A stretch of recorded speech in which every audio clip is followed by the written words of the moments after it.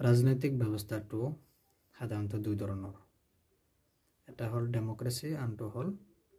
মনাৰ্কি ডেমক্ৰেসি শব্দত demo plus ক্ৰাসি বুলি দুটা শব্দ লগ হৈ ডেমক্ৰেসি গঠন হৈছে য'ত ডেমো মানে পিপল আৰু ক্ৰাসি মানে ৰুল ঠিক তেনেকুৱা মনাৰ্কিত মনো মিন্স ওৱান মনাৰ্কিত হ'ল এজনৰ শাসন চলে আৰু ডেমক্ৰেসিত পিপলৰ শাসন চলে য'ত ডেমো মানে পিপল আৰু মনো মানে ওৱান তো দুটা হিন্স হয় মনত ৰাখাৰ কাৰণে আৰু ডেমক্ৰেসি হ'ল দুই প্ৰকাৰৰ পাৰ্লিয়ামেণ্টাৰী সিস্টেম আৰু প্ৰেসিডেন্সিয়েল ফৰ্ম বা সিস্টেম প্ৰেসিডেন্সিয়েল ফৰ্মটো আমেৰিকাত চলে আৰু পাৰ্লিয়ামেণ্টাৰী ফৰ্মটো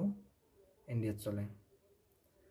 মনাৰ্কিও দুই ধৰণৰ হয় এটা হ'ল কনষ্টিটিউশনাল মনাৰ্কি তাৰমানে য'ত সংবিধান আছে কিন্তু ৰজাৰ সিস্টেমও আছে আনটো হ'ল এবসলিউট মনাৰ্কি য'ত সংবিধান নাই কিন্তু ৰজাৰ সিস্টেমটো এতিয়াও আছে তেনেকুৱা এটা উদাহৰণ হ'ল সৌদি আৰব